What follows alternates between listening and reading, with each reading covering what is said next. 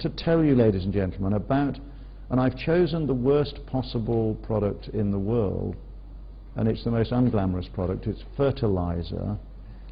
The ingredients are PN and K. It stinks. You put it in a bag, and when you've sold it, you rip it open and chuck it away, you know, on the floor.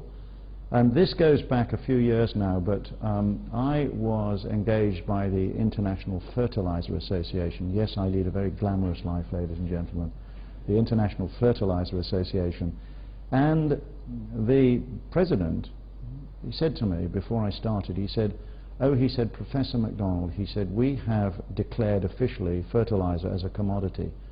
So I got my pointer out and I said to this guy, I said, "You see this?" I said, "This is a pointer, it's not a magic wand. I'm a professor of marketing, not a professor of miracles." I said, "You've just explained to me why, when I went on the internet, I discovered that there was not one single manufacturer of fertilizers in the world making $1 of profit. You've just explained it to me." Now, part of this was a company called ICI Fertilizers who tried everything else, and they got me in as a professor of marketing. And it was very simple. They weren't actually paying any attention to the farmer market. What they were doing was sort of dumping their stuff into their intermediaries, merchants. And when I said, you know, who buys this stuff, they said merchants. I said, yes, I know that, but who buys from merchants? And they said, oh, they all buy on price. And I said, who told you that? And they said, the sales force. And that's just not true. Now you'll see that there are 7 blocks on there. I've only put 3 blocks on to save boring the pants off you all. And I could go through all 7. But this piece of segmentation research was very simple, very inexpensive. And if you look at this guy, some of you might recognize him. He's the Arthur segment. He is the price segment. And no matter what anybody does, he will buy on price. Doesn't matter what you offer this guy, he'll buy on price. But he was only 10% of the market.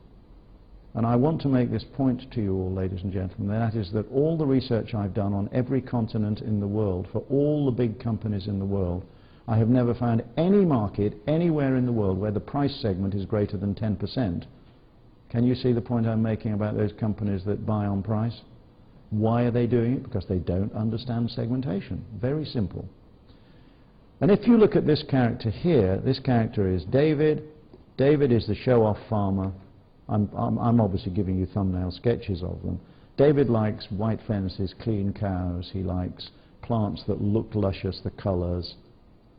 This one is Oliver. Oliver's a different character. He's the technical farmer. He's driving around his farm on his tractor with an aerial attached to a satellite, and he's actually analyzing the soil in his fields, and he's mixing the PN and K to get the maximum yield. He thinks he's Einstein, this guy.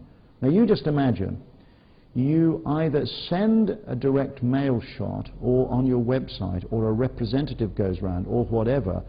If you actually said to David, you started talking technical, his eyes would glaze over.